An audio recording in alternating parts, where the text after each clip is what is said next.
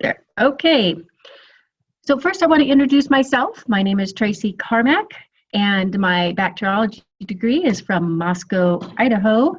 My microbiology honors course was at University of Glasgow in Scotland. I worked as a microbiology project manager with Pharmacia Diagnostics in Stockholm, Sweden for 2 years. And I have a certified clinical nutritionist postgraduate. I am a traditional naturopath, and then I transitioned to nutraceutical sales in 2007. And after 30 years in Texas, moved to Idaho to be an organic farmer and rancher, and made some startling discoveries about the environment and the use of agricultural herbicides on the farm lands as well as the forests along the streets and highways, and find out that 8 out of 10 of my neighbors have cancer. We've lost several already. So I started looking into the soil microbiome, which led me to Microbiome Labs, and it is my quest to be a part of the solution. So I feel like if we do nothing and say nothing, then we're part of the problem. So for all those who want to be part of the solution, please reach out, and we'll learn more about the microbiome and what we can do. So today's topic is cooking for the microbiome. Here are the series of questions I hope to cover. And some of these questions have been answered in previous presentations, such as when should solid foods be introduced, which was covered in the kids and microbiome, but I think it's important to touch on that again, just to start off from the very beginning. So typically 4 to 6 months for healthy babies, and it's okay to introduce animal protein and fat. What you want to stay away from when you have babies at risk, and those are, we go over the risk factors in the kids and microbiome, those that are born C-section, bottle-fed, vaccinated, or given adulterated foods too early. You want to keep the most immunogenic and inflammatory foods away from these kids because they have their immune system is not functioning properly, or a dysfunctional immune system. So no coconut oils, no soy, cow milk, eggs, corn, peanuts, or grains until after a year. The next question, what is the importance of food variety? And the answer is that it's paramount to creating diversity in the gut. The more diverse your diet is, the more diverse your gut organisms are. So this should create a question in your mind with all of the restrictive diets on the market. If a person maintains one of the restrictive diets for a long period of time, this is not going to be well for their microbiome. Question, what non-food consumables hurt the microbiome? Well, of course we know about antibiotics, and I'm going to show some more prescription drugs that will affect primarily motility that you may not be thinking of, but also other microbiomes, oral vaccines, lotions on the skin, eye drops, vaginal creams, the overuse of neti pots, habitual enemas. These are all, when used long-term, not good for microbiomes. And this information was also covered in detail in the previous presentation on SIBO. So you want to know the mechanisms, more on these and how they affect the microbiome, just refer to that presentation. Question, what foods hurt diversity? Well, of course, artificial foods, foods that are not really foods, but they're marketed as such.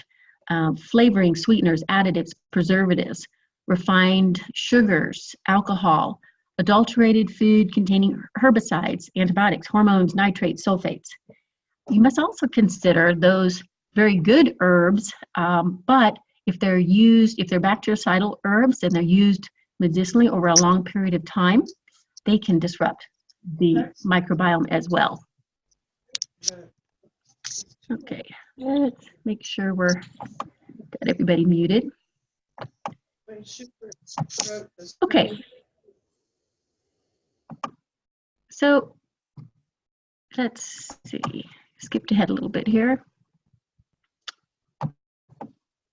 Okay, so here where we're talking about the herbicides, we do have more information about how really damaging, for instance, glyphosate is. And here's a reference, glyphosate, the destructor of human health and biodiversity.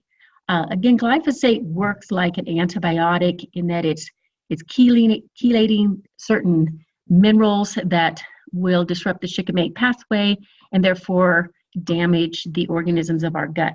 And this correlates, unfortunately, very precisely with the onset of many, besides autism, many other increasing diseases. And this is just an example of how available glyphosate is.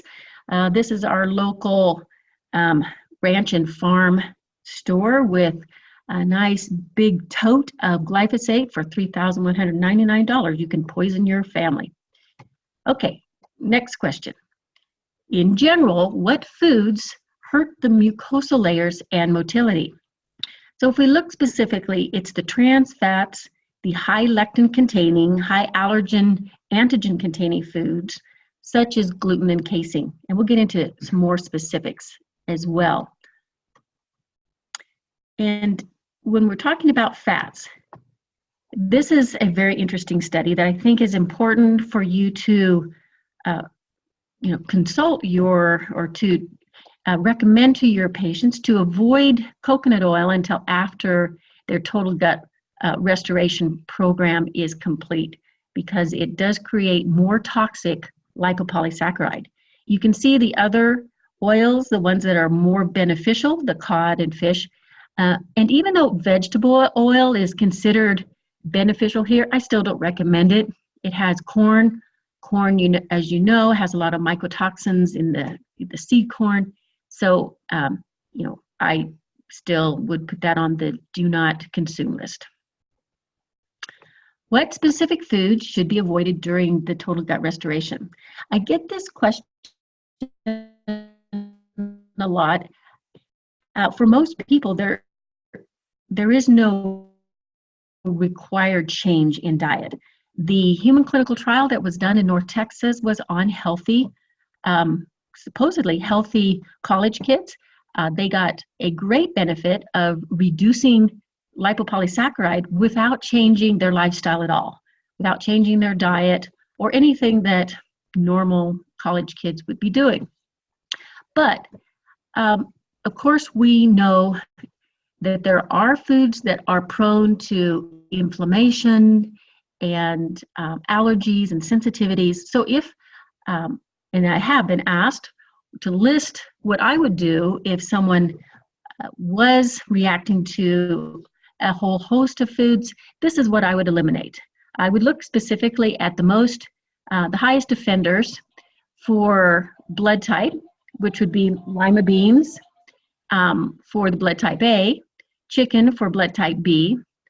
In general, all blood types would benefit from eliminating the cow milk, the soy, the wheat, the eggs, the corn, the vegetable and coconut oils, nightshades because of the autoimmune connection, legumes, again, because of the high lectin content, and of course, all GMOs, and never to have the GMOs return. Okay, we're asked, what's the best time to eat and when is the best time not to eat? Remember, in the intermittent fasting, the best time to eat is within an 8 to 10 hour window, and then not to be eating the rest of the time, which would be a 14 to 16 hour window, which includes when you're sleeping. But this is important for the migrating motor complex to cleanse the colon, for certain bacterial species to begin flourishing, such as the Akkermansia. So that is why you want to keep these boundaries of when you're eating and when you're not. So here's what this presentation is really to focus on is we know what we're not supposed to do now. What can we focus on what we can do? And the primary foods that the organisms in the microbiome enjoy, feed off of, and thrive on are insoluble dietary fibers. Psyllium, of course, but not for babies, oat bran rice, foods that act as prokinetics, that help the motility of the gut, complex carbohydrates, seeds, flaxseed, green plantains, lima beans, kidney beans, Brussels sprouts, asparagus, broccoli, carrots, apricots, mangoes, and prunes. Now, of course, when you're in the healing phase of the total gut restoration, you want to hold off on those lima beans and kidney beans. And if you're a blood type A, again, lima beans really should be held off forever. Resistant starches, and I say that because you can take lima bean juice and agglutinate the blood of a blood type A person. So that is just a demonstration of how toxic it can be. Resistant starches, which include the roots, tubers, leeks, and potatoes. And to just go ahead and let your microbiome be exposed to environmental microbiome. So this point is, don't be killing using sanitary type of soaps and Clorox and harsh cleaning materials because we're not meant to live in a sterile environment. And then, of course, ample exposure to spores, like megaspore. Oh, wrong way, for instance. And of course, we cover all of the ingredients, the mechanisms, and all the science behind megaspore in many of the presentations. So what I wanted to show you today, a little bit something different. When someone asks, what is the best way to cook these microbiome foods?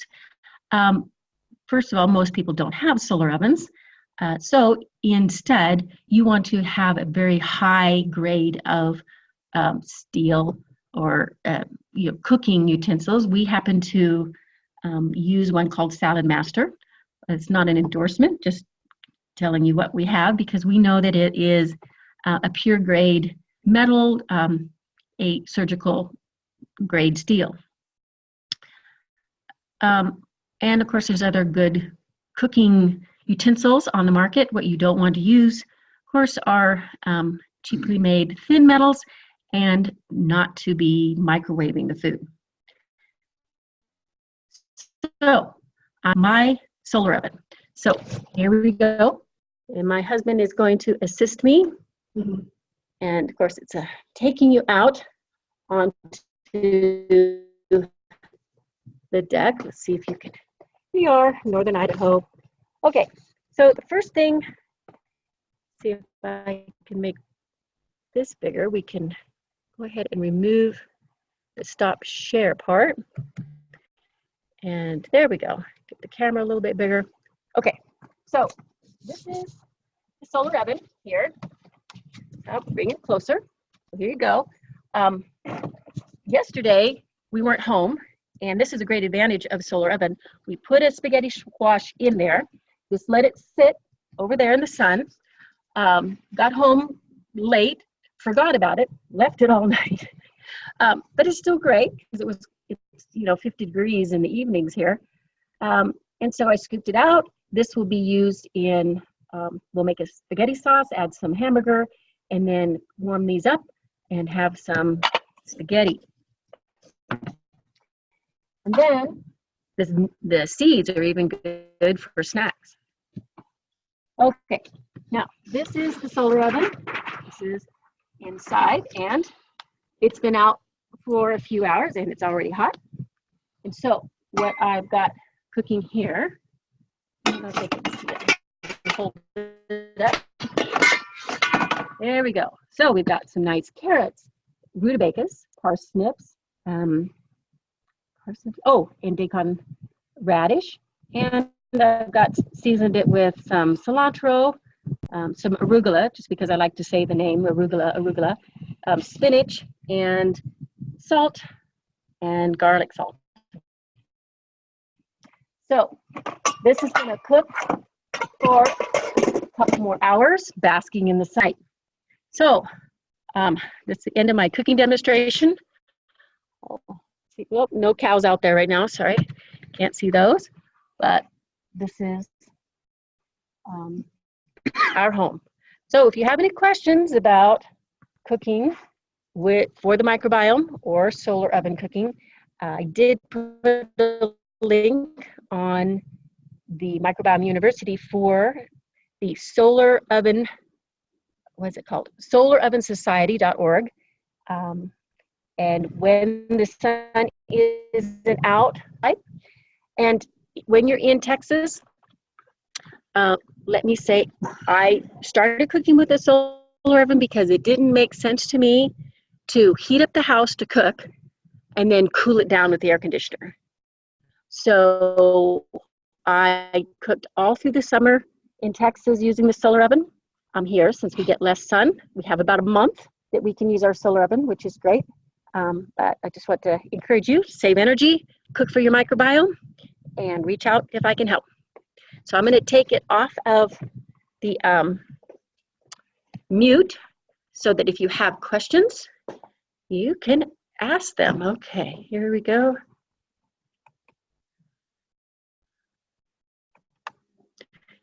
Oh, unmute. I was doing a bad Okay, there we are. Okay. I'm sorry, what was that question? I think this lady really needs. Yes. Were you able to hear? She's in a very pretty Okay, place. so you're off of mute. Yeah, well, thanks. Yes, we love our little private Idaho. It's Unfortunately, it is a poisoned paradise. Can you hear me okay? No. Oh, okay. Let's see if I can figure out why. Let's see if there is a way to turn the mic up. Oh, I don't see a way to turn it up. I thought they were in Florida. No. Turn mic. Oh, okay. But when she was outside on her deck, it was beautiful. Yeah. The golden grass and green. Yeah, I saw that. Yeah. Well, apparently you can't hear me. Can you hear me? Can you hear me okay? Well, I must have a mic problem. The person that is HTPC, can you hear me? No. I can't. It Well. says DPC up there.